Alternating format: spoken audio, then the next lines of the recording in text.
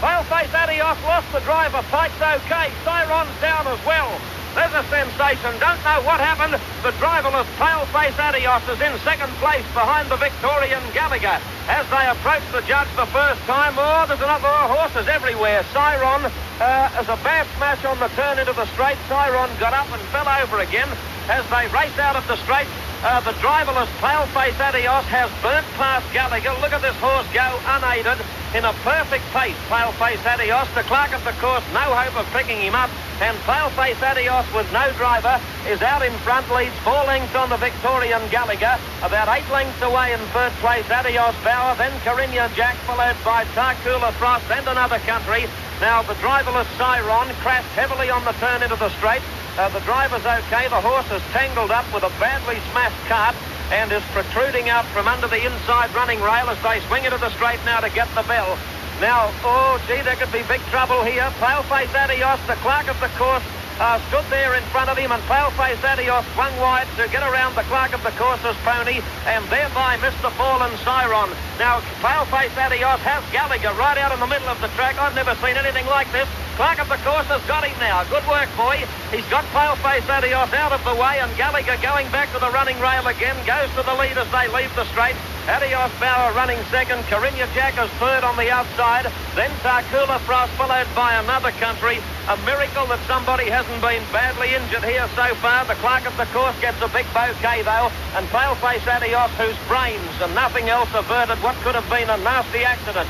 Gallagher leads at the 2. Adios Bauer setting sail after him, and then Tarcoola Frost followed by Carinia Jack, and Another Country is out 4 and 5 deep as they approach the home turn. The Victorian Gallagher almost joined by the filly Adios Bauer. Tarcoola Frost is battling on from Another Country and Carinia Jack. Gallagher not done with yet, again got to a half-length lead as they straighten up from Adios Bauer. Tarcoola Frost right down the outside. Gallagher the leader, Adios Bauer racing erratically, is trying to veer off the track. Adios Bauer got to the lead though. Tarcoola Frost trying to reach it but can't, and the filly wins the Southern Cross. Adios Bauer beats Tarcoola Frost, Gallagher third, then Another Country, and Carinia Jack the only other runner to finish in the Southern Cross final for 73. Pepper's Chance, don't know what happened to him. Whether he was involved in that scrimmage, where's Pepper's Chance? Can't find him anywhere. He apparently retired from the race, Pepper's Chance. Alan Young has Pepper's Chance over at the marshalling yard gate. Now, first things first, I think Colin Pike was unhurt because he got straight to his feet, and when he fell, Paleface Adios was on the extreme outside, and luckily Pike fell outwards, which meant that he fell out of harm's way, and he bobbed straight onto his feet and walked over to the outside running rail. Never seen anything like that.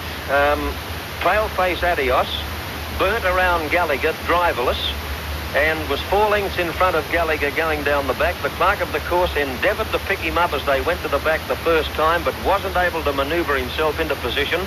The big problem, though, and everybody with bated breath was waiting for it, because the fallen Siron was protruding from underneath the inside running rail, and the driverless Paleface Adios was heading straight for him. The clerk of the course, thinking very quickly, galloped full stretch back to that point in an anti-clockwise direction, and by standing across the track just behind the fallen Siron, Paleface Adios saw the pony and ducked out about 4 carts to miss him. Brains galore, that pony.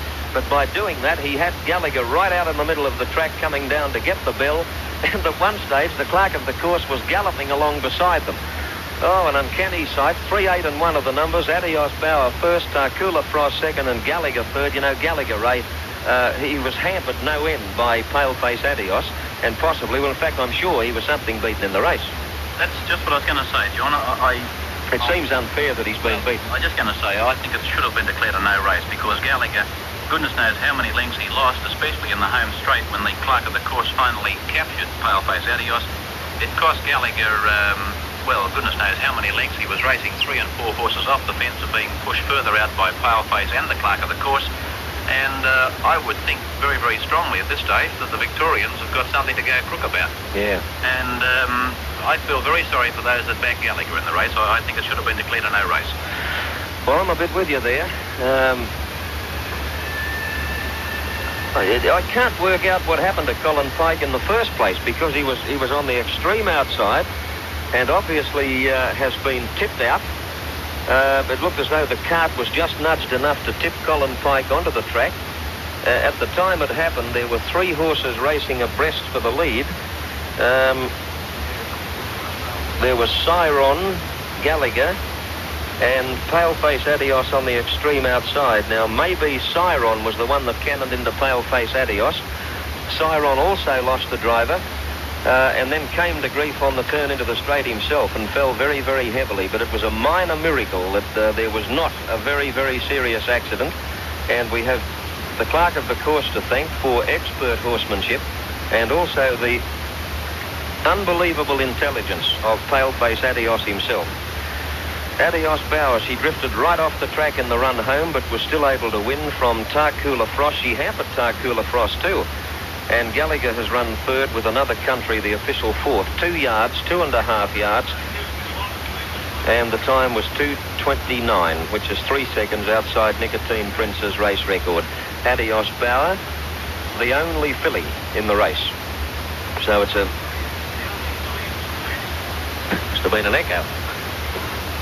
The only filly in the race, Adios Bauer, so Liberation receives another boost. I was just listening to Bill Ryan and John there, the acting president of the New South Wales Trotting Club. Just thought he may have said something of importance, and he opened his speech on the right note, I suppose, saying that it wasn't a pleasure to make the presentation. I tell you what, the bookmakers have got plenty. It's the first time that the 2 Chappell brothers have run first and second in a big race at Harold Park for a long time. Yeah. Both got centuries. Right. I think we might pause to clear commitments whilst we try and determine the condition of the 2 fallen drivers. We'll be back in 60 seconds with tote dividends on the Southern Cross.